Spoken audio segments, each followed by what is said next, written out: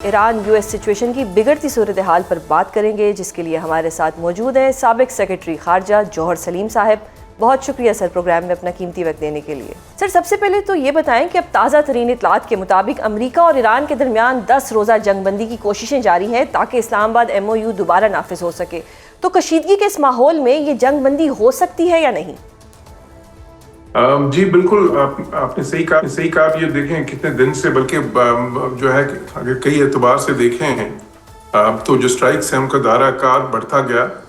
اور ایران کی ریٹیلیشن بھی پہلے ایک ملک میں تھی، پھر زیادہ ملکوں میں اور زیادہ، اور اب سب سے جو میں سمجھتا ہوں خطرناک امر ہے ابھی جو حوثیز کی طرف سے ایک سٹیٹمنٹ آئی ہے جس میں انہوں نے کہا ہے کہ جی وہ سعودی عرب پہ وہ بلاکیڈ کر رہے ہیں، سعودی عرب کا نیول بلاکیڈ۔ اب یہ میں سمجھتا ہوں بہت ہی ایک خطرناک جو ہے نا ایک ڈیولپمنٹ ہے، آلدو کہ دیکھیں اس سٹیج پہ یہ اسٹریٹجک سگنلنگ ہے، ابھی انہوں نے کوئی ایکشنز تو نہیں کیے،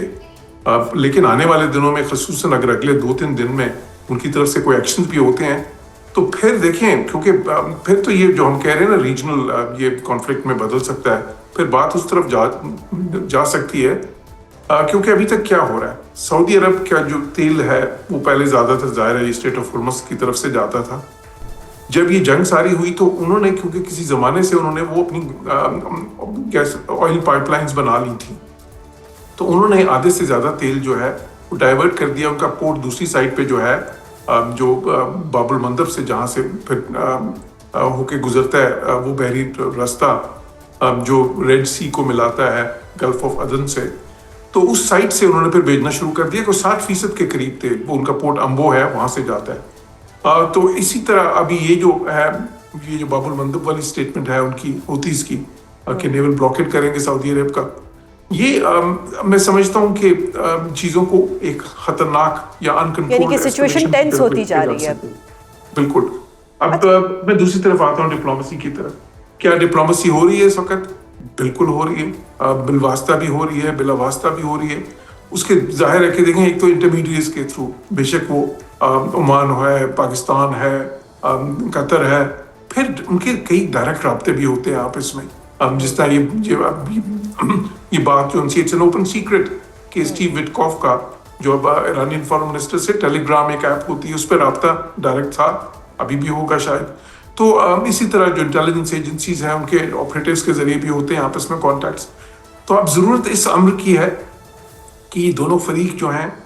اس جو ہے نا فریم آف مائنڈ سے نکلیں کہ وہ جو ہے نا وائلنس کے ذریعے اپنی بارگیننگ پوزیشن۔ آپ کہہ رہے ہیں کہ اس فریم آف مائنڈ سے نکلیں، جبکہ عباس عراقچی نے تو یہ تک کہہ دیا ہے کہ ایران اب مذاکرات تبھی کرے گا جب وہ جنگ میں اپنی برتری ثابت کرے گا، تو یہ تو مزید اب جنگ کو جو ہے ایک ہوا دی جا رہی ہے، اب ایران کو اپنی برتری بھی چاہیے، یعنی کہ اب مزید سچویشن ٹینس ہوتی جا رہی ہے۔ جی بالکل، دیکھیں نا اب اس چیز سے تو ظاہر ہے کہ انہوں نے تو پھر بربلا ایک قسم کا اظہار کر دیا نا اسی چیز کا، جو ماہرین ویسے سمجھ رہے تھے کہ کوشش یہی ہے در پردہ دونوں فریقوں کی،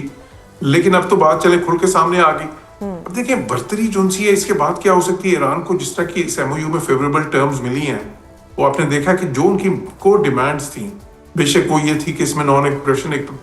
جو ہے نا کلوز ہونی چاہیے، اس گارنٹی وہ بھی ہے کلوز 1 میں، یہ بھی تھا کہ جی نان انٹرفیرنس کی گارنٹی ہونی چاہیے وہ MOU کی کلوز 2 میں، اس کے بعد انہوں نے کہا جی بلاکیڈ ہٹنا چاہیے، وہ بلاکیڈ بھی ہٹا۔ دیکھیں پاکستان تو اس وقت ہم بہت زیادہ مشکل میں آ سکتے ہیں جو اگر یہ دوبارہ اختیار کرتی ہے یہ سچویشن، کیونکہ اگر تیل کی قیمت بہت اوپر جاتی ہے تو پاکستان پہ تو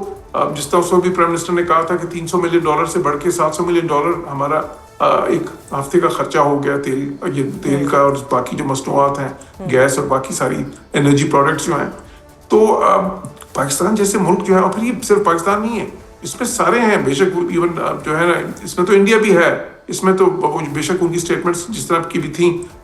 جو کہ سفارتی شرپسندی پہ مبنی تھیں، فرق ان کو بھی بہت زیادہ پڑتا ہے۔ پھر جاپان، کوریا جو ہے، انڈونیشیا، ملیشیا، جو بھی آپ ملک اس میں گنتے جائیں اس خطے کے، اور پھر یورپ اور پوری دنیا اس سے تو متاثر ہوتی ہے۔ اور پھر بات صرف انرجی کی نہیں تھی کہ انرجی کرائسس، بات یہ ہے کہ اس سے تو ایک فوڈ کرائسس بھی آ سکتا ہے، کیونکہ دنیا کی 1/3 فرٹیلائزرز بھی وہیں سے آتی ہیں، اور ان میں بھی رکاوٹ آ رہی ہے اس وجہ سے جو فصلیں ہیں اس وقت ان کو جو فرٹیلائزر ملنی چاہیے جو ہے وہ نہیں مل رہی پوری دنیا میں اس طرح سے، کیونکہ قیمتیں بہت اوپر چلی گئی ہیں تو وہ تھوڑی کم یوز ہو رہی ہیں، لیکن اس کا امپیکٹ تو آئے گا کچھ مہینے کے بعد جب فصل آپ کی کم ہوگی، जो है ना जब आपकी क्रॉप्स तो फिर एकदम वो जो है ना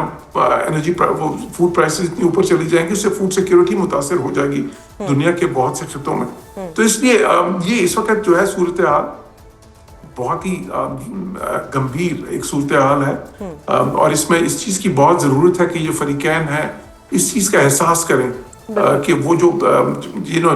देखें अंग्रेजी में इसको कहते हैं game of chicken. Game of chicken वो होती है जिसमें दो गाड़ियां जो है ना वो मुखालिफ रुख से वो ड्राइवर्स एक दूसरे की तरफ तेजी से आते हैं और वो ये शो करते हैं कि जी वो कोलिजन कोर्स पे हैं, मतलब एक दूसरे से कलाइड कर देंगे, लेकिन आखिर में फिर उनमें से एक ब्लिंक करता है। तो इस वक्त ये गेम ऑफ चिकन ही हो रही है कि ये दो जो है बिल्कुल एक किस्म की तबाही की तरफ जो है ना बढ़ रहे हैं, और फिर किसी एक को ब्लिंक करना है पहले। अब वो चाहते ही हैं कि वो ब्लिंक करे, जी वो ईरान चाहते हैं, अमेरिका चाहता है वो करे, और फिर उसमें इजराइल जैसे स्पॉइलर भी है जो चाहते हैं कि जी दोनों ब्लिंक ना करें, दोनों जो है ना लड़ते रहें और फायदा उनको हो। तो ये सिचुएशन है इस वक्त। इसलिए मैं समझता हूँ कि इस वक्त जो है ना अगर कोई ऐसा वक्त था जब डिप्लोमेसी को चांस देने की जरूरत सबसे शदीद तरीन थी तो वो यही वक्त है। बहुत शुक्रिया सर प्रोग्राम में अपना कीमती वक्त देने के लिए। नाज़रीन, आपने सुना कि जौहर सलीम साहब के बकौल ईरान सिचुएशन मज़ीद कशीदा भी हो सकती है और सालसी भी अपना किरदार अदा कर सकती है। आज के प्रोग्राम में इतना ही। कल आपसे दोबारा मुलाकात होगी। अपना बहुत ख्याल रखिएगा। अल्लाह हाफ़िज़।